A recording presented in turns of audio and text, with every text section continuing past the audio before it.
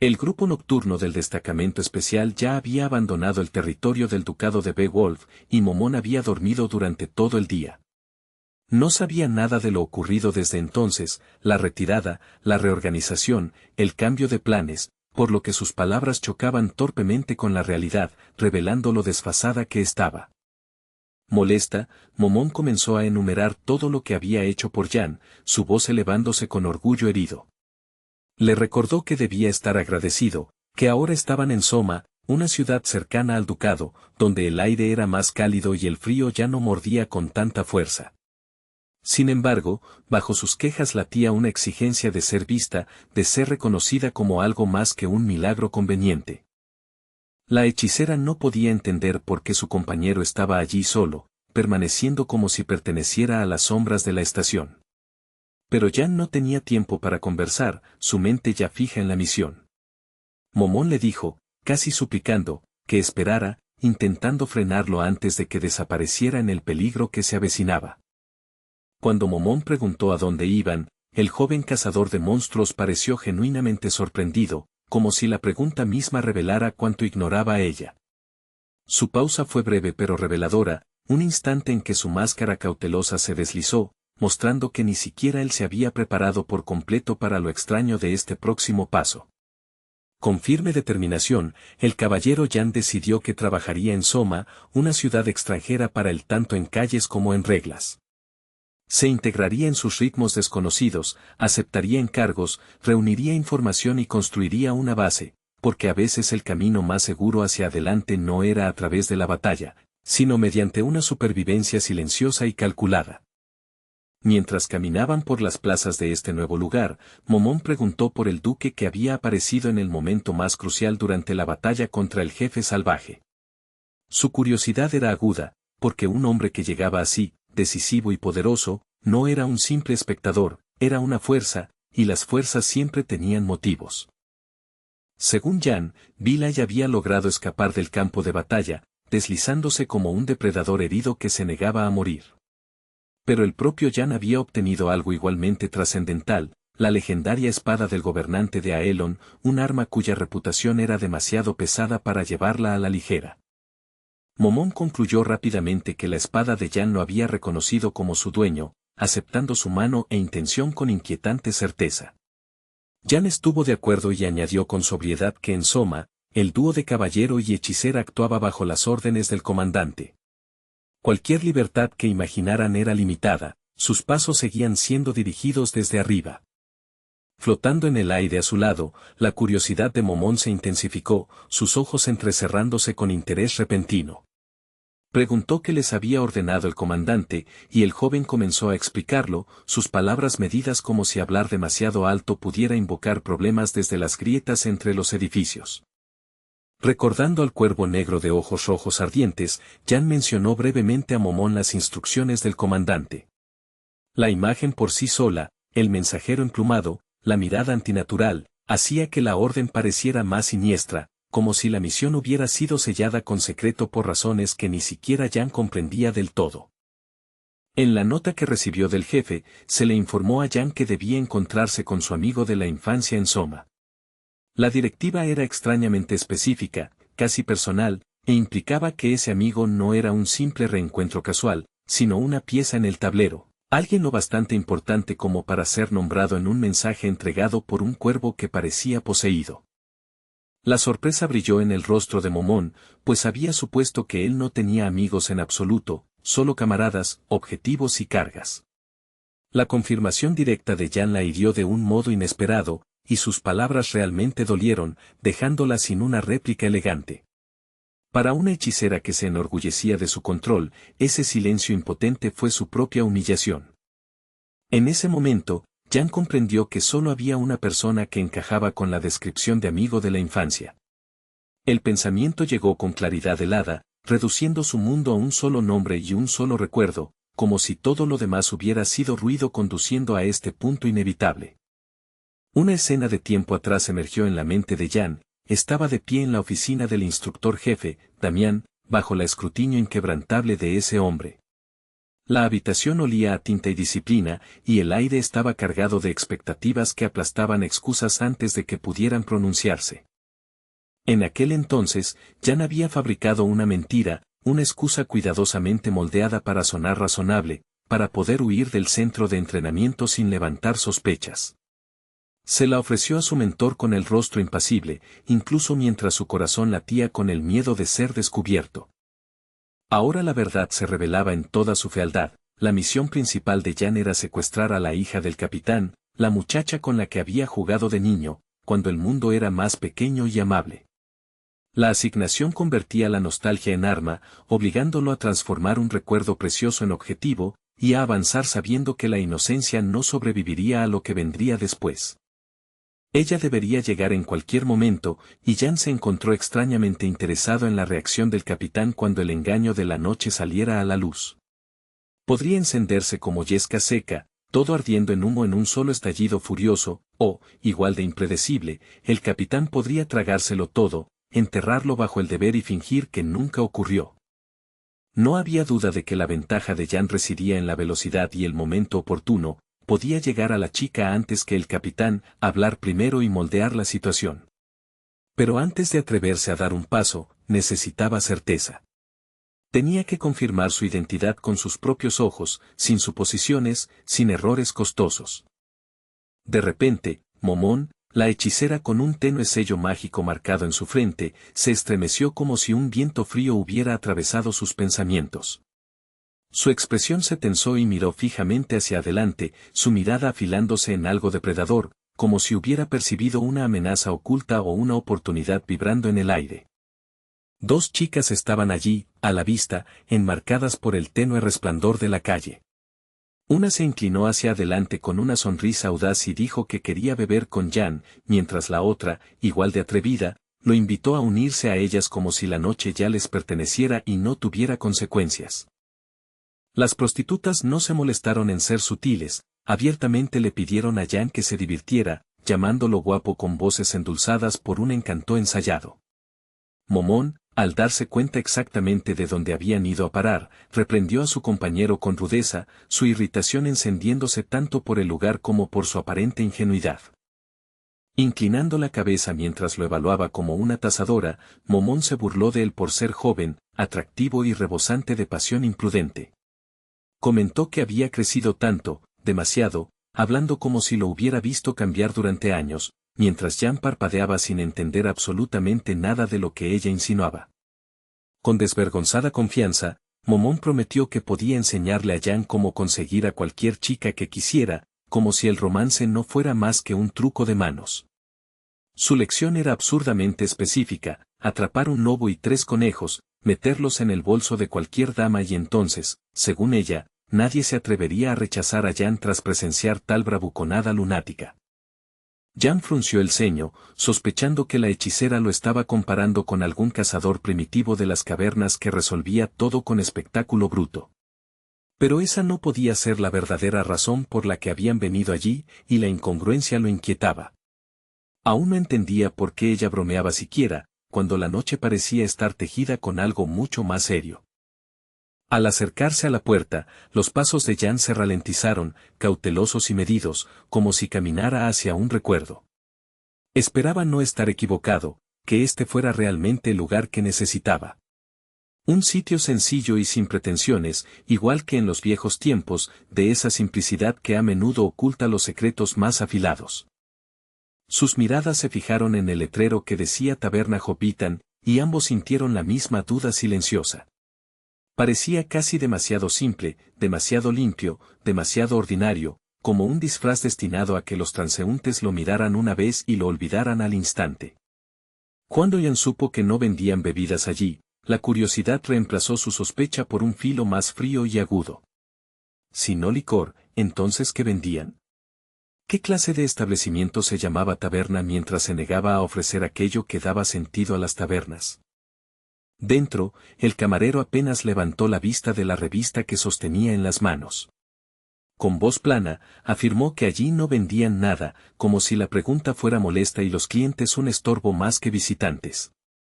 Luego sugirió, casi con desdén, que los viajeros fueran a otra taberna si querían comida, y les pidió que no le hablaran. La grosería era deliberada, como una cerradura rechazando la llave equivocada, y su tono dejaba claro que la insistencia no sería bienvenida. El camarero apenas notó a Momón flotando detrás de la cabeza de Jan, su expresión ya agudizándose en enojo. Hervía ante la falta de respeto del empleado, ofendida por principio y lista para estallar, porque no podía tolerar ser tratada como polvo arrastrado por el suelo de alguien. Botellas coloridas alineaban el mostrador, atrapando la luz en tonos brillantes y engañosos, pero el aire no tenía el calor de la hospitalidad. Momón tironeó de la paciencia de Jan, instándolo a irse, insistiendo en que no había nada que ver y declarando que necesitaban ir a atrapar conejos, aún aferrada a su ridícula lección como si fuera sabiduría. Jan recorrió la taberna lentamente con la mirada, captando ángulos, sombras y pausas en el sonido. Luego pidió a su compañera que dejara de hablar de conejos.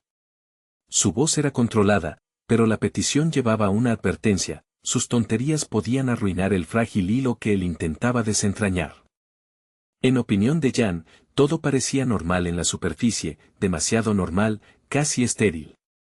No había nada evidente a la vista, nada que gritara peligro, y sin embargo había mucho que oír: el silencio deliberado, la grosería ensayada, la forma en que la sala parecía escuchar de vuelta.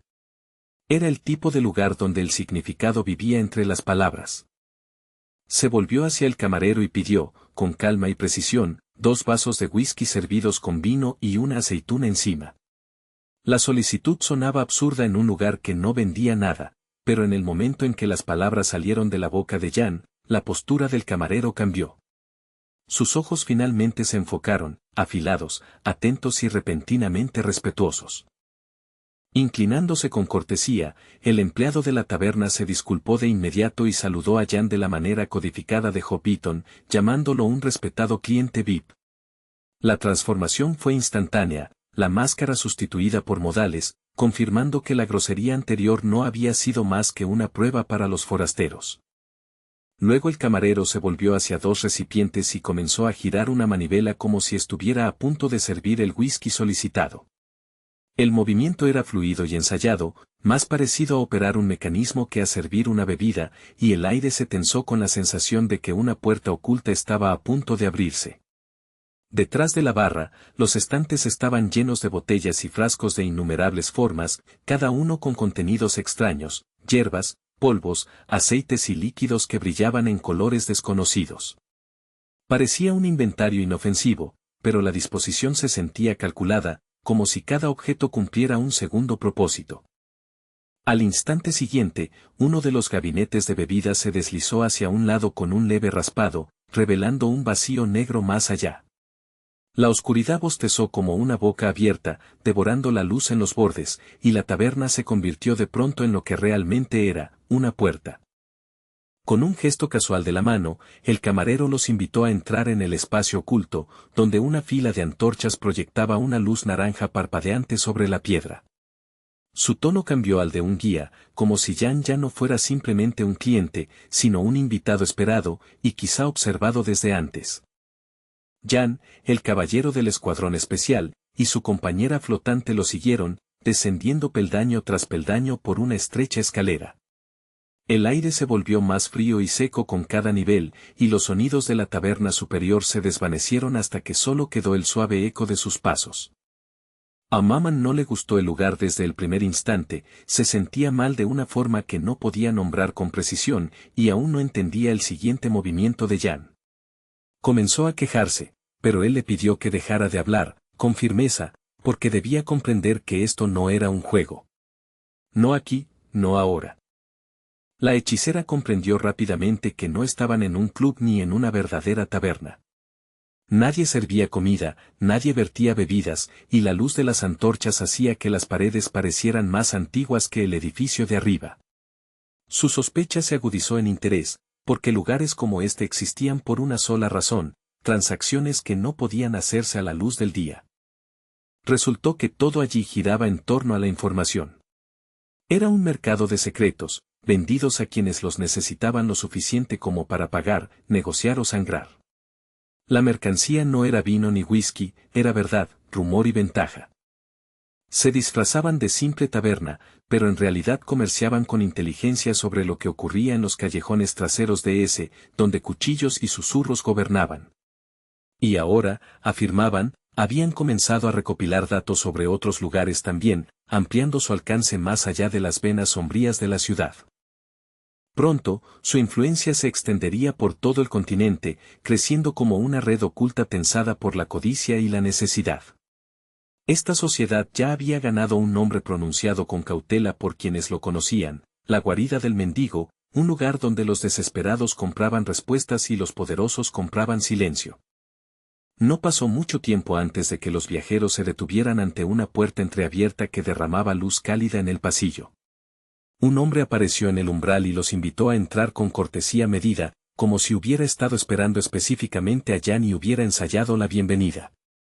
Dentro de la sala, un espacio tipo auditorio vestido para parecer civilizado, una estantería se alzaba contra la pared, con una silla y una mesa dispuestas ordenadamente frente a ella.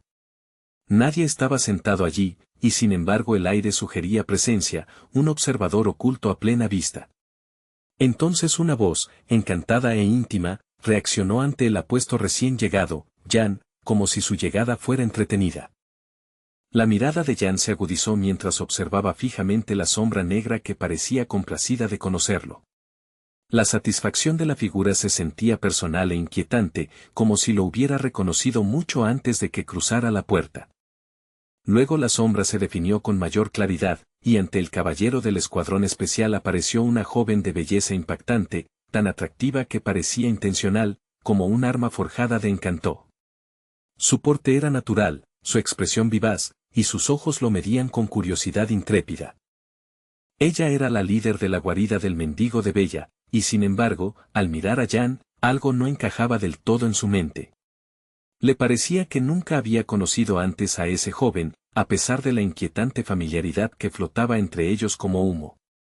Cuando Bella preguntó por qué Jan había acudido a ellos, el defensor del ducado de Beowulf respondió sin adornos, estaba buscando a alguien. Su calma era deliberada, la firmeza de un soldado destinada a impedir que la sala interpretara demasiado en su urgencia. Todo lo que Jan sabía sobre la mujer que buscaba era su nombre, nada más que la anclara a un rostro, un lugar o una historia. Preguntó si la guarida del mendigo podía ayudar con tan poca información. Bella sonó segura, casi divertida por la simplicidad de la petición, y le pidió que le dijera el nombre de la chica. Un breve silencio se extendió, cargado de cálculo. Jan sopesó el riesgo de hablar en voz alta en un lugar construido sobre secretos, y finalmente decidió revelar el nombre a la líder de la organización. Su voz fue firme, pero sus ojos permanecieron atentos, preparados para cualquier reacción que la verdad pudiera provocar. Cuando dijo Bella, la jefa de la guarida del mendigo se quedó paralizada, la confusión parpadeando en su rostro. Por un latido pareció genuinamente insegura de cómo responder a este extraño que había entrado en su dominio y pronunciado su propio nombre como una llave. Bella exigió saber cómo conocía su nombre, o quién era realmente. Jan, por su parte, no podía creer que ella hubiera dejado ver su sorpresa tan abiertamente. Nunca había aprendido a ocultar adecuadamente sus emociones, y esa grieta en su compostura hizo que la situación se sintiera aún más peligrosa. Con tranquila confianza, Jan comentó que probablemente muchas personas querían saber el nombre de la chica, y se preguntó en voz alta si él era el primero en adivinarlo correctamente. Su tono sugería que estaba buscando confirmación, probando si aquella coincidencia era accidente o diseño. Llamando a su invitado querido cliente, Bella se recuperó con encanto ensayado, dejando que una sonrisa regresara a sus labios. Lo calificó de joven muy curioso, como si la curiosidad fuera una peculiaridad divertida en lugar del primer paso hacia una tumba. Luego, con total seriedad, la líder de la guarida del mendigo preguntó si Jan entendía la lección más antigua de su mundo: la curiosidad podía matar. Su voz se suavizó, pero la advertencia se afiló, implicando que cualquiera que cavara demasiado en su territorio podría no salir con sus preguntas intactas. Jan volvió a colocar la mano sobre la mesa, los dedos extendiéndose como si reclamara la dirección de la conversación. Aún no respondió, dejando que el silencio hablara por él, una negativa tácita a dejarse intimidar y una exigencia silenciosa de que dejara de rodeos y comenzara a explicar. En ese momento, 3 luces brillantes aparecieron en una pequeña abertura en el techo sobre ellos. Titilaron como estrellas fugaces, hermosas por un instante, hasta que la forma de su propósito se volvió clara. De pronto, una tormenta de flechas afiladas cayó en picado, tan rápidas que se volvieron borrosas, llevando muerte y dolor en un solo aliento implacable. El aire chilló cuando los proyectiles lo cortaron, convirtiendo la sala en una trampa activada sin misericordia. Una tras otra, las terribles armas impactaron como si su intención fuera clavar a Jan al suelo, castigándolo por atreverse a buscar respuestas de Bella. Parecía una ejecución cuidadosamente preparada de antemano, del tipo que no dejaba espacio para la supervivencia. Bella apenas tosió, encantada, y se regocijó al ver cómo el mocoso patético, su insulto elegido para Jan, finalmente había encontrado su inevitable final. Su satisfacción era cruel y brillante, como si verlo morir restaurara su control sobre la sala. Ya anticipando la victoria, la joven de repente quedó en silencio a mitad de aliento, su sonrisa desvaneciéndose. Miró con sorpresa a Jan, quien claramente estaba experimentando algún cambio invisible, porque no estaba desplomándose como debía. Las flechas yacían esparcidas en el suelo cerca de él como promesas rotas, y Jan mismo permanecía de pie con fría firmeza, absolutamente inalterado. En su mente, el conocido ya había terminado, cualquier juego que Bella creyera estar jugando, él había decidido que había concluido. Con un tono frío digno de un conquistador de monstruos en la cresta de una montaña, Jan sugirió que Bella fuera directo al punto. Su voz no llevaba calidez, solo presión, una advertencia tácita de que si intentaba otro truco, las consecuencias no serían teatrales, sino definitivas. La jefa de la guarida del mendigo no podía comprender cómo Jan había evitado la tormenta de flechas con tanta limpieza, como si la propia muerte hubiera fallado a propósito. Supuso que debía haber usado magia, o quizá que había sido contratado y protegido por aristócratas con bolsillos más profundos que los de los hombres comunes. Para ella, la escena se sentía mal, como una trampa que se había cerrado sobre la presa equivocada, y concluyó que debía de haber algún tipo de malentendido. Sus pensamientos recorrieron a los sospechosos habituales, buscando la mano detrás de la presencia de Jan. Bella recordó de inmediato al vizconde Franken, luego su mente saltó al barón dorado Wigan, y después a una docena de otras posibilidades, nombres con influencia, rencores y motivos, cada uno una posible respuesta a la pregunta de quién había enviado a ese peligroso joven a su puerta. Tras confirmar con calma que la información era, en efecto, lo que vendían en aquel lugar oculto, el caballero anunció que tenía intención de comprar algo. La postura de Bella cambió al instante hacia el negocio, y su voz se suavizó en curiosidad profesional mientras preguntaba qué tipo de información necesitaba, preparándose ya para poner precio. Pero Jan no había venido en busca de rumores, mapas ni verdades susurradas. Declaró, con inquietante franqueza, que no estaba allí para comprar información en absoluto. Había venido a comprar a la propia Bella, como si ella fuera un activo que adquirir y no una mujer con voluntad propia. La asombrada dama lo miró fijamente, intentando procesar la audacia de las palabras que acababa de oír. Su expresión osciló entre la ofensa y la incredulidad, pero la intención de Jan se mantuvo firme, quería que ella lo sirviera, que pusiera sus talentos, y su red, bajo su mando. Momón apareció junto a Jan como una ráfaga cortante de viento, su presencia erizada de desprecio. Con sarcasmo mordaz, lo llamó idiota, como si solo un necio hablara así en el corazón de una organización secreta. Jan la interrumpió de inmediato, diciéndole que se detuviera, porque la hechicera había malinterpretado, su intención no era lo que su imaginación insistía en creer. Fuera de la guarida del mendigo, la vida continuaba con normalidad, pasos, conversaciones lejanas, la ciudad fingiendo no estar construida sobre secretos. Dentro, Jan explicó a Bella cuánto valoraba su capacidad para encontrar información, enfatizando que su talento no era común. Hablaba como si estuviera nombrando un arma rara, algo que valía mucho más que el oro. Después de todo, la líder de aquella notable organización lo sabía todo, no solo los escándalos que habían sacudido casas nobles, sino también los detalles prácticos y silenciosos, como donde encontrar la mejor cena cuando el hambre importaba más que el chisme. Para Jan, esa amplitud de conocimiento demostraba que su alcance era real y su valor innegable. Jan planteó entonces una pregunta más afilada: ¿estaba Bella detrás de la difusión de ciertos rumores? Si era así, podría ser acusada de difamar a la nobleza, convirtiendo susurros en crímenes.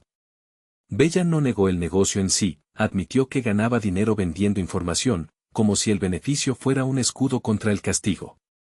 Hasta ese momento, Bella creía haber mantenido su compostura bajo control, sosteniendo sus emociones tras una máscara ensayada. Pero mientras miraba a Jan, algo en su calma comenzó a sentirse como presión, como una amenaza moldeada en cortesía. Decidió que ya no estaba simplemente negociando, la estaba poniendo a prueba para ver hasta dónde podía empujarla. Con una sonrisa afable que no alcanzaba sus ojos, Jan le aseguró que no la estaba insultando. Al contrario, dijo, la estaba elogiando y tenía una alta opinión de la jefa de la guarida del mendigo. Su tono era casi halagador, pero llevaba la certeza silenciosa de alguien acostumbrado a obtener lo que venía a buscar. Tras agradecer a Jan por reflejo, Bella señaló el peligro evidente: si se convertía en su subordinada, los nobles de Soma podrían matarla. A nadie le gustaba ver su ropa sucia expuesta en público, y los hombres con poder rara vez perdonaban a quienes los desenmascaraban. Su cautela no era cobardía, era supervivencia aprendida a la fuerza. Sin embargo, en la mente de Bella, ese riesgo no significaba que no tuviera opciones. Siempre había otro ángulo, otra vía de escape, otro trato que cerrar, lo insinuó con palabras cuidadosas. Ante eso, el caballero Jan la miró con atención, como si su otra manera fuera exactamente lo que quería oír. Si Jan le pagaba lo suficiente, suficientes monedas para neutralizar amenazas aristocráticas, entonces podría hacerse, al menos en teoría. Bella hablaba desde un entendimiento limitado, no comprendía realmente la profundidad de las capacidades del joven, ni cuán peligrosa podía ser su influencia más allá del simple dinero. Al oírla hablar de posibilidades, Jan dio un paso más cerca, cerrando la distancia con confianza deliberada. Su movimiento tensó el aire, como si la negociación hubiera pasado de palabras abstractas a una realidad inmediata. Tenía intención de discutirlo adecuadamente, cara a cara, sin evasivas. Quería saber, con claridad, cuánto costaría comprar su libertad, qué precio podría separarla de la red que había construido. Bella, poco impresionada, dijo que no era una cantidad que pudiera pagarse con las monedas de cobre en los bolsillos de Jan. Su tono implicaba que él estaba subestimando tanto su peligro como su valor. Sin inmutarse, Jan produjo una bolsa lo bastante pesada como para golpear suavemente la mesa al caer. Preguntó si sería posible con la cantidad de oro que tenía, llevando la cuestión a otra categoría, una que sonaba menos a regateo y más a desafío. Señalando el contenido, Jan afirmó que había 100 monedas de oro emitidas por el Banco Central del Imperio, moneda limpia y oficial, imposible de descartar como falsificación. Preguntó si entendía lo que quería decir, pero los ojos de Bella estaban fijos en el oro puro, su respiración entrecortándose mientras la codicia y la cautela chocaban. Aún así, Jan juzgó que la cantidad todavía no era suficiente, como si midiera su valor con precisión despiadada. Bella estuvo de acuerdo de inmediato, demasiado rápido, porque la tentación era enorme, pero su instinto le decía que debía presionar mientras tuviera ventaja. La negociación se había convertido en una danza peligrosa, y podía sentir el suelo moverse bajo sus pies. Apreciando cómo se desarrollaba la situación, Jan le propuso a Bella un juego, su voz casi juguetona pese a lo que estaba en juego. No era un juego para reír, era una trampa disfrazada de entretenimiento, diseñada para revelar sus verdaderos deseos y límites. Jan recomendó apostar por el propio destino de Bella, como si su futuro fuera una moneda al aire. La sugerencia la sorprendió, no porque no entendiera el riesgo, sino porque hablaba de su vida con una calma desapegada, como si el resultado ya estuviera en su bolsillo. Ahora, explicó Jan, le ofrecería diversas sumas de dinero, y su precio subiría cada vez más hasta que ella lo detuviera. Las reglas eran simples pero crueles, tendría que decidir el momento exacto en que la codicia se volviera demasiado peligrosa, y tendría que hacerlo bajo su mirada imperturbable. Si Bella lograba adivinar cuánto valía, según su propia opinión, entonces Jan prometía pagar la suma completa que ella nombrara. La oferta sonaba generosa, casi absurdamente, pero también la obligaba a revelar algo íntimo, el número que definía su propia valoración. Sin embargo, si Bella iba más allá de la razón, si se volvía demasiado codiciosa, demasiado imprudente, entonces no recibiría ni una sola moneda. Jan se negaría a pagar y la entregaría a los nobles, ofreciéndola como un regalo a personas que no perdonarían su existencia. Era una amenaza envuelta en reglas, haciéndola cómplice de su propia caída. Tras exponer las condiciones, Jan sugirió que comenzaran de inmediato, su paciencia delgada pero controlada. Bella dudó, su confianza vacilando bajo el peso de las consecuencias, y pidió una pausa, solo un momento para pensar, porque sentía la soga apretarse alrededor de cada posible respuesta. Jan comenzó con 200 monedas, y la magnitud de la cifra casi dejó a Bella en silencio. El número era demasiado grande para ser casual, demasiado real para ser un farol, y por un instante olvidó respirar, imaginando lo que tal riqueza podría borrar y lo que podría comprar. Pero Jan no se detuvo.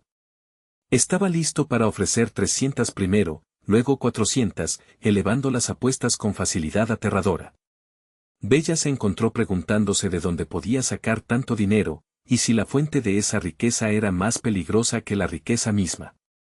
Con 400 monedas, Bella podría alimentar a 4.000 personas y aún vivir cómodamente durante un año entero, habitaciones cálidas, sábanas limpias, comidas completas, sin volver a mendigar migajas de seguridad. Sin embargo, no sabía si debía detenerlo, porque cuanto más ofrecía, más parecía una prueba que estaba fallando. Mientras la mente de la pobre chica giraba en fantasías de tesoros incalculables, Jan volvió a meter la mano en el bolsillo interior de su chaqueta. El movimiento era tranquilo, casi perezoso, como si sacara monedas sueltas en vez de una fortuna, haciendo que el corazón de Bella latiera con emoción y miedo a la vez. Bella observó atentamente, con los ojos muy abiertos, como el guerrero que había llegado ante ella sacaba más dinero de su bolsillo. Cada nuevo destello de oro hacía tambalear la realidad, se sentía menos como una ganancia y más como ser arrastrada por una corriente que no podía controlar. Jan siguió buscando dentro de su chaqueta con la mano, como si no hubiera límite a lo que podía producir, mientras Bella continuaba mirando, incapaz de apartar la vista. El momento se prolongó, insoportable, porque cada latido hacía la tentación más fuerte y el peligro más agudo. De repente, Bella gritó al otro lado de la habitación, la voz quebrándose por la urgencia, diciéndole que se detuviera. La cantidad ofrecida era suficiente, más que suficiente, y no podía arriesgarse a dejar que la cifra aumentara más. Su decisión cayó como una puerta cerrada de golpe, cortando el juego antes de que la devorara. Jan parpadeó, sorprendido de que ella concluyera tan pronto, pensando que llegarían a 1000 antes de que se diera. Bella miró el oro con la boca abierta, atónita tanto por el dinero como por la confianza casual de Jan. Ahora solo quedaba una cosa, prueba de que Bella pertenecía a Jan bajo su acuerdo. En su pánico, asumió que él quería su cuerpo como pago, y el pensamiento le revolvió el estómago. Al oír la suposición de la belleza, Jan se permitió una leve sonrisa, fina, casi divertida, pero no dijo nada. El silencio en sí la corrigió, insinuando que sus temores estaban equivocados, aunque negándose a tranquilizarla por completo. En su lugar, Jan sostuvo una hoja de papel cubierta de escritura, luciendo genuinamente perplejo por lo que ella había creído que quería decir. Sugirió que firmara el contrato, oficializando la transacción de manera innegable. Bella, aún aturdida por el oro y la presión, asintió con rigidez. Después de que firmó, Jan se preparó para marcharse sin demorarse, como si la parte más difícil hubiera sido simplemente poner tinta sobre el papel. Sin embargo, sus ojos llevaban una extraña anticipación, como si esperara con ansias el inicio de su colaboración. Ofreció una breve despedida y se dio la vuelta, abandonando la sala con una calma inquietante. Bajo la mesa en la oficina de Bella descansaba una bolsa desbordante de monedas de oro, lo bastante pesada como para sentirse irreal. La propia Bella apenas comprendía lo que acababa de ocurrir, como una noche ordinaria se había transformado en un contrato, una fortuna y una amenaza al mismo tiempo.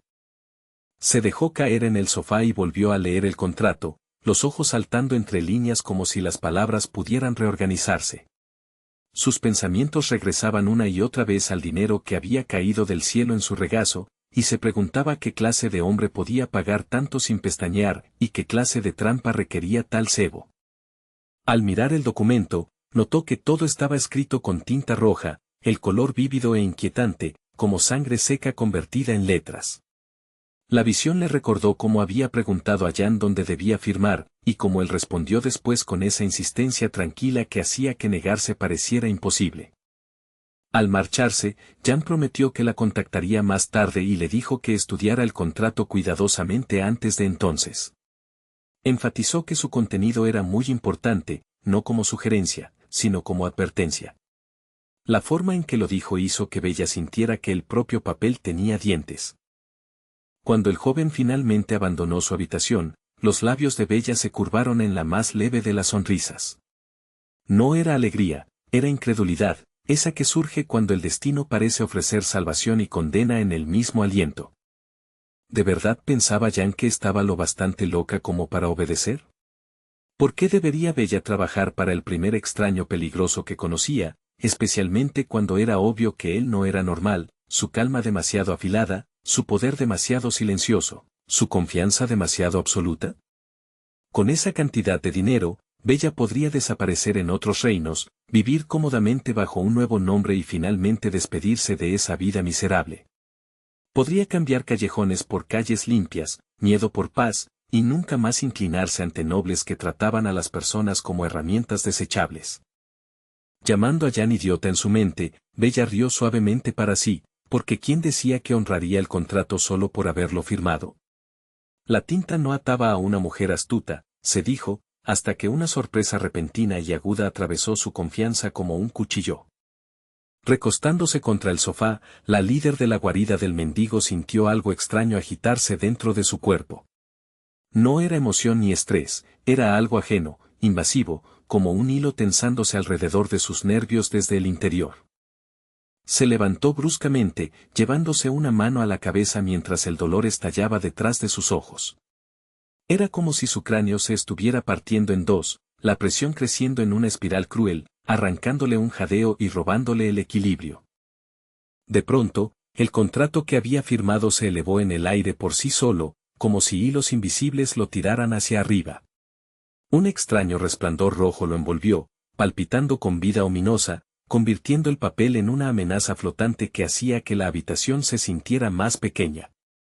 Las palabras del contrato revelaron su crueldad, en caso de violación o de cualquier acción que causara daño a Jan, se aplicaría el artículo 13 a Bella.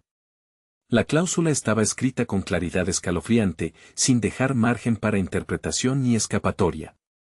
En ese caso, declaraba el contrato, la cabeza de Bella explotaría. El significado la golpeó como agua helada, paralizándola incluso mientras el dolor confirmaba que la amenaza no era una metáfora. Por primera vez, creyó de verdad que tal escenario podía ocurrir. Mientras el dolor en su cabeza se intensificaba, Bella llegó a una conclusión horrorizada, había firmado un auténtico contrato de esclavitud. El oro en el suelo no era una bendición, era una cadena hecha de monedas, y la tinta roja no era decoración. Era una advertencia, atando su vida a la voluntad de Jan con una fuerza brutal e innegable.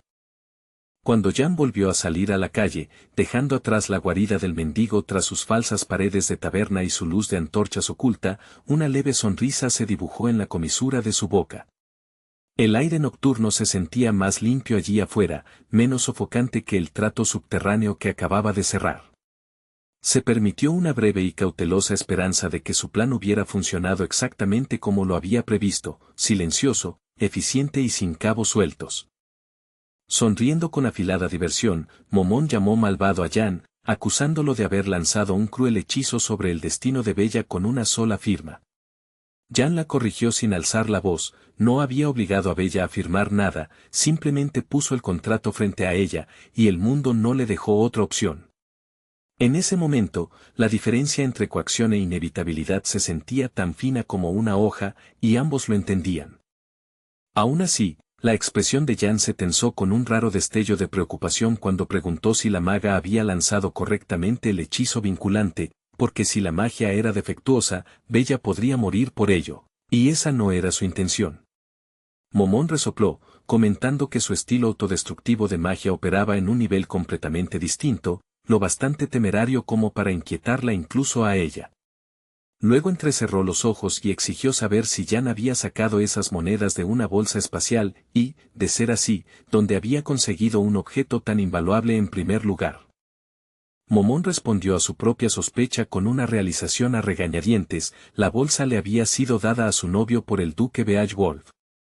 Jan se había quejado ante el duque sobre el problema de transportar dinero sin llamar la atención, y el viejo noble había gruñido al joven malhumorado, para luego resolver el problema de todos modos, como si la irritación y la generosidad pudieran coexistir en un mismo aliento. Mientras continuaban por las calles de Soma, Momón preguntó con ligereza cuándo regresarían a casa, como si el asunto fuera simple y decidido. Jan se opuso categóricamente, su negativa inmediata y absoluta. Ni el calor ni el bullicio de la ciudad suavizaron su determinación. Lo que hogar significara para los demás, no era hacia donde se dirigían sus próximos pasos. Volviéndose hacia la hechicera, Jan habló con la serena certeza de alguien que acababa de mover una pieza importante en el tablero. Informó que el contrato con Bella, la jefa de la guarida del mendigo, se había concluido con éxito, y que el verdadero trabajo podía comenzar. En otras palabras, su misión había empezado oficialmente, y desde ese punto en adelante no habría espacio para deambular ni dudar. Lejos, en el corazón del bosque, una gran casa se alzaba bajo una noche tan oscura que parecía tragarse el cielo. Ninguna estrella brillante atravesaba las nubes, y el silencio se sentía lo bastante denso como para presionar contra las ventanas. El edificio permanecía como una bestia expectante, quieta, vigilante y profundamente inquietante. Cerca del edificio, figuras se alineaban en fila ordenada, vistiendo largos abrigos con capuchas profundas cubriéndoles la cabeza. Su postura era disciplinada, casi ritual, como si fueran guardias, devotos o verdugos aguardando una orden. La quietud a su alrededor hacía que su presencia resultara aún más antinatural. Uno de ellos llevaba una máscara roja con colmillos blancos, el rostro inconfundible usado por los instructores del centro de entrenamiento de reclutas. La sonrisa de la máscara estaba congelada y era depredadora, convirtiendo a la persona debajo en un símbolo anónimo de autoridad, crueldad y control. Dentro de la gran casa, las habitaciones estaban sumergidas en la oscuridad, las ventanas reflejando nada más que negrura. No se filtraba luz de lámparas, ninguna sombra se movía donde debería, y el vacío parecía preparado, como un lugar diseñado para ocultar lo que sucedía en su interior. Una alta vela blanca descansaba sobre un plato como una ofrenda descuidada, pero ningún dueño ni invitado se había molestado en encenderla. La mecha permanecía intacta, como si incluso la llama fuera indeseable allí. La forma pálida de la vela solo enfatizaba cuán completa y deliberada era la oscuridad. Sobre el suelo de madera, una chica estaba sentada con la espalda apoyada contra un muro de piedra frío. Tenía las manos fuertemente entrelazadas, los dedos temblando mientras intentaba ahuyentar el frío que se filtraba en sus huesos. Se veía pequeña en el espacio, como si la habitación hubiera sido construida para devorarla entera. Parecía atrapada en una neblina de semiconciencia, con la cabeza inclinada tan baja que su cabello claro caía como una cortina, ocultando sus ojos del mundo. Ya fuera por agotamiento, por drogas o simplemente por miedo, no podía ver realmente lo que la rodeaba. La oscuridad la sostenía como un peso. De pronto, el ojo izquierdo de la pequeña prisionera se iluminó con un resplandor inquietante, la misma luz antinatural asociada al antiguo lich demoníaco. El destello fue breve pero inconfundible, como una señal encendiéndose desde su interior. Por un instante, la habitación se volvió más fría, como si algo antiguo y hambriento hubiera abierto un ojo para mirar. En otro lugar del bosque verdine, la noche era densa y opresiva, los árboles apiñados como testigos silenciosos. Solo unas pocas luces solitarias flotaban aquí y allá, fuegos fatuos o linternas moviéndose en la oscuridad, parpadeando como almas inciertas buscando un camino. Un viajero se detuvo y miró hacia abajo, notando marcas grabadas en la tierra, rastros de ruedas de carro arrastrándose por el barro y las agujas caídas.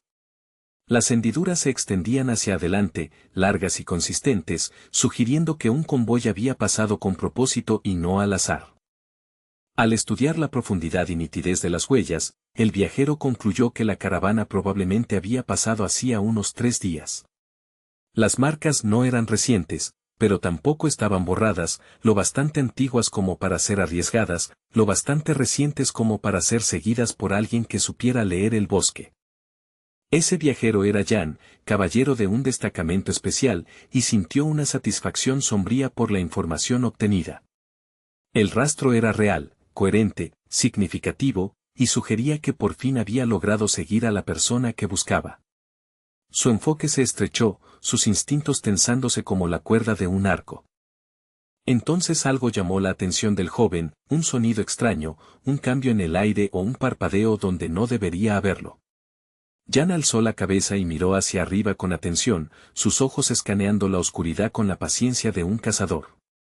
El bosque parecía devolverle la mirada, sin pestañear. Mientras Jan observaba a su alrededor y meditaba sus siguientes pasos, Momón detrás de él se impacientó y preguntó cuánto más iba a durar aquello. Solo entonces recordó a su compañera, como si su mente hubiera apartado todo lo demás en favor de la caza.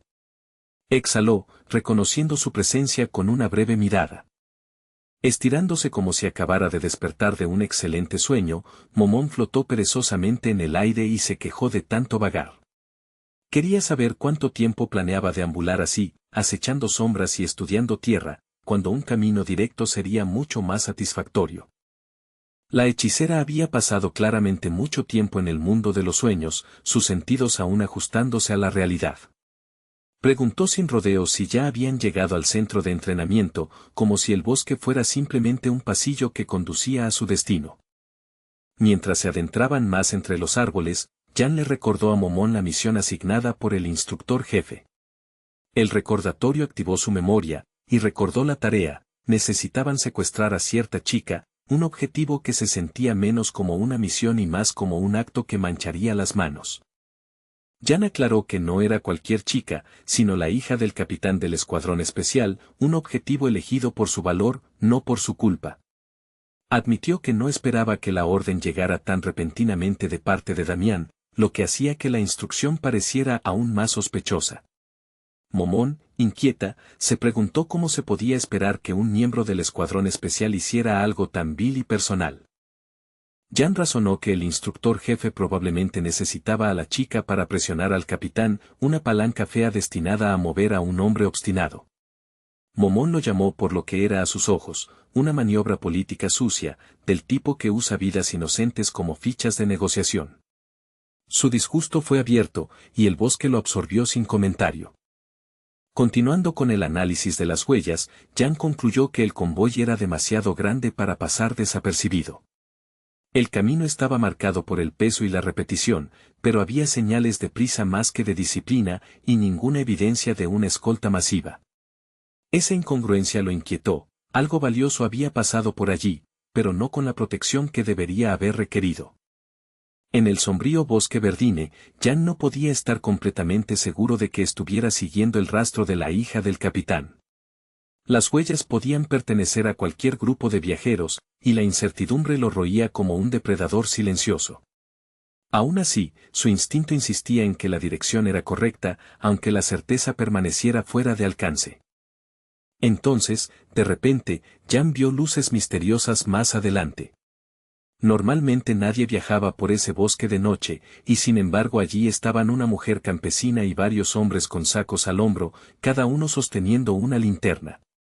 Lo llamaron con cortesía, suponiendo que Jan y Momón estaban perdidos, su amabilidad demasiado inmediata, su momento demasiado perfecto. Jan estuvo de acuerdo, fingiendo haber elegido el camino equivocado al entrar al bosque.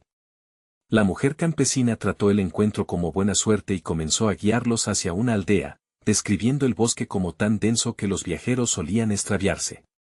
Su voz era cálida, pero algo debajo de ella sonaba ensayado. Luego la extraña mujer invitó a Jan y a su compañera a descansar en su aldea por la noche, si no les molestaba. La oferta era generosa hasta el punto de resultar sospechosa, y sorprendió a Jan, no porque confiara en ella, sino porque reconocía el anzuelo disfrazado de hospitalidad. Según la campesina, la aldea estaba a un tiro de piedra. Aunque solo había unas pocas casas, prometió que los viajeros encontrarían refugio y un lugar para dormir, como si la seguridad estuviera esperando ordenadamente tras la siguiente curva. Su certeza intentaba suavizar toda duda. Los tres jóvenes cercanos sonrieron ante el entusiasmo de Leona, su diversión apenas disimulada y extrañamente sincronizada. Ahora todo estaba claro para ellos, como si compartieran una broma privada a costa de Jan. La propia chica se irritó ante el parloteo de sus compañeros, pero su indignación parecía más actuada que sincera. Sin apartar su mirada seria del rostro de Leona, Jan le agradeció cortésmente pero rechazó la invitación. En su lugar, le pidió simplemente que les indicara el camino correcto hacia adelante, manteniendo la voz calmada y controlada. El rechazo fue suave en palabras, pero firme en intención, no entraría en su aldea. Los hombres volvieron a reírse de Leona tras el rechazo, como si su fracaso en atraerlo los divirtiera. Avergonzada, la chica les espetó que finalmente se callaran, su tono ahora más cortante, la frustración rompiendo la dulzura de su hospitalidad anterior. Jan continuó observándolo todo con la atención constante de un asesino entrenado.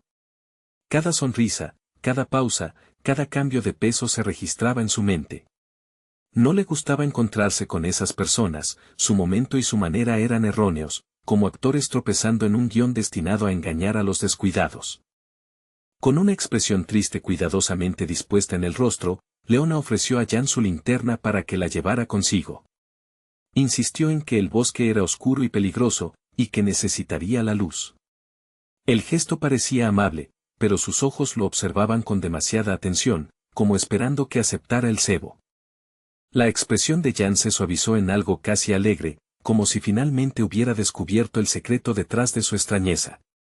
El cambio fue sutil pero deliberado, como un cazador fingiendo relajarse tras detectar la trampa. En sus ojos, la comprensión reemplazó a la incertidumbre, y eso lo volvió peligroso. Leona continuó mirando al caballero frente a ella, el rubor coloreando sus facciones. Parecía alguien atrapada entre papeles, mitad anfitriona, mitad conspiradora, sin saber si insistir o retirarse, pero incapaz de dejar de observarlo. Entonces, sin previo aviso, Jan invocó la espada Astelon en la quinta forma del espíritu oscuro, el arma manifestándose con una presencia ominosa. La barrió hacia adelante en un arco controlado, la hoja brillando con intención letal, preparando un golpe en forma de media luna que partió la noche como un grito silencioso. Los ojos de Leona se abrieron con asombro, su boca entreabierta mientras intentaba comprender lo que hacía. La hospitalaria campesina miró a Jan como si el mundo se hubiera vuelto loco de repente, como si la violencia hubiera surgido de la nada, porque aún creía que su disfraz debía protegerla. El primer golpe de Jan fue veloz como un rayo. Cortó la linterna que ella le ofrecía, dividiéndola limpiamente en dos mitades iguales antes de que siquiera pudiera balancearse en su mano. La luz se quebró junto con el objeto, y el aire se llenó del olor penetrante de su contenido expuesto. En el siguiente ataque, el soldado de fuerzas especiales hizo lo mismo con la propia Leona, cortando con precisión implacable. Su expresión aterrada quedó preservada para siempre en ese último instante, ojos abiertos, aliento atrapado, porque murió antes de que su rostro pudiera cambiar. Con la recién adquirida espada del gobernante, Aelon, Jan volvió a combatir a quienes consideraba peligrosos para él. Se movió sin vacilar, no por crueldad, sino por certeza, porque en su mundo, las amenazas no merecían segundas oportunidades, especialmente cuando llevaban sonrisas amables. Ante la noche yacían una linterna partida en dos y la mujer que la había ofrecido, ahora caída y silenciosa sobre el suelo del bosque. Uno de los compañeros de Leona gritó horrorizado a pleno pulmón, incapaz de comprender lo que hacía ese extraño caballero. El sonido rasgó los árboles, convirtiendo el bosque en una cámara de eco del pánico. Los hombres gritaban porque Jan había matado a la modesta Leona de forma tan abrupta, llamándolo asesino con voces temblorosas. Retrocedieron entre miedo e indignación, insistiendo en que no sabían por qué lo había hecho, como si la inocencia aún pudiera representarse después de que la trampa hubiera sido revelada. Momón, indignada, llamó psicópata a Jan, convencida de que podría simplemente haberse negado y marchado sin derramar sangre. Para ella, la matanza parecía innecesaria, brutal y demente. Pero para Jan, Momón era lenta para comprender, todavía pensando como alguien que esperaba que los enemigos jugaran limpio. Jan le dijo a la hechicera que mirara con atención lo que había caído de la linterna rota. Señaló una pequeña piedra que brillaba en rojo, latiendo débilmente como un corazón atrapado. Su gesto fue preciso e instructivo, como si la obligara a ver la diferencia entre la bondad y un arma oculta. Explicó que la piedra era capaz de detonar, y que tales piedras eran utilizadas por miembros de un escuadrón especial de asesinos. La revelación dejó atónita a Momón, su ira desvaneciéndose mientras la comprensión encajaba finalmente en su mente. La linterna no había sido un regalo, había sido una bomba entregada con una sonrisa. Para Jan, era un espectáculo maravilloso, no porque disfrutara la muerte, sino porque la verdad se había revelado con tanta claridad. Aún así, seguía percibiendo un aura familiar emanando de esas personas, el aroma de la muerte disciplinada bajo sus disfraces campesinos. Los llamó maestros, reconociendo manos entrenadas ocultas tras toscos atuendos. Cuando el grupo de villanos se dio cuenta de que habían sido expuestos, sus máscaras de inocencia se rompieron al instante. Agarraron sus dagas en un movimiento sincronizado, el acero brillando a la luz de las linternas, y sin otra opción, decidieron matar a Jan, porque un testigo que ve a través de ellos es la amenaza más mortal de todas. Los criminales irrumpieron sin vacilar, abalanzándose sobre el caballero Jan y su compañera, la hechicera Momón, con una urgencia feroz. El acero brilló cuando sus primeros golpes descendieron en una embestida brutal y coordinada. Las armas frías destellaban en la penumbra mientras los asesinos de la unidad especial cerraban su formación, seguros de que podían borrar al joven frente a ellos, porque parecía estar simplemente de pie, observándolos con calma mientras se acercaban. Un bandido, luciendo una sonrisa arrogante y autosatisfecha, dio un paso al frente como si ya saboreara el resultado, alzando su espada para atravesar al blanco fácil y sumar otra limpia victoria a su cuenta asesina. Para incredulidad de todos, Jan no se inmutó ni retrocedió, permaneció completamente inmóvil, como si el caos y la amenaza pertenecieran a otra persona, como si toda aquella pelea no tuviera nada que ver con él. Entonces algo se afiló detrás de su mirada, una determinación inquebrantable que regresó como una puerta cerrándose de golpe, y cuando los ojos depredadores del caballero se abrieron por completo, el destino de los villanos ya estaba decidido. Recurriendo a la técnica largamente probada del lobo negro, Jan se movió con precisión entrenada, transformando la defensa en dominio mientras comenzaba a hacer retroceder a los atacantes feroces golpe a golpe, paso a paso, latido a latido. Cerca de una gran casa enterrada en un bosque oscuro, dos hombres hablaban en voz baja, y la expresión del oyente se quebró por la conmoción al enterarse de que todo un equipo de asesinos había sido aniquilado, limpia y completamente. El mensajero ya no tenía excusas que ofrecer, cuando le exigieron el número de enemigos, forzó una sola palabra, 1, y esa respuesta encendió una furia inmediata en el amo que la escuchó. El jefe no podía aceptarlo, ¿cómo podía un solo hombre borrar a un escuadrón entero de asesinos? Sin embargo, el informante insistió, con la voz tensa de certeza, en que el vencedor conocía sus métodos, sus hábitos, incluso sus secretos, como si los hubiera estado esperando. Escuchando en silencio, el secretario de la unidad especial, Sark, llegó a una conclusión rápida: el ejecutor debía ser el sabueso personal de la unidad principal, un ejecutor entrenado para cazar a los de su clase sin misericordia. Ahora Sark exigió la ubicación actual del hombre, la impaciencia afilando su tono. El subordinado juró que el asesino no podía haber ido lejos y que probablemente aún rondaba cerca de los límites del cuarto distrito. Sark ni siquiera sabía que el instructor jefe poseía un perro así, y esa ignorancia le dolió. Ordenó que todo el segundo equipo entrara de inmediato al bosque, mientras el primero se quedaba para mantener el perímetro y asegurar la zona. Mientras el informante se daba la vuelta para marcharse, ya preparándose para cumplir la orden, añadió, con cautela, que entendía, y que su siguiente prioridad era vigilar a su hija, como si el peligro ahora se sintiera inquietantemente cercano.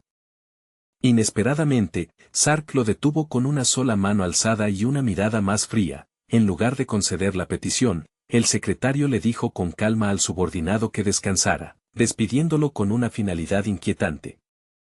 Descansar, no en el sentido de dormir, sino en el de un silencio eterno.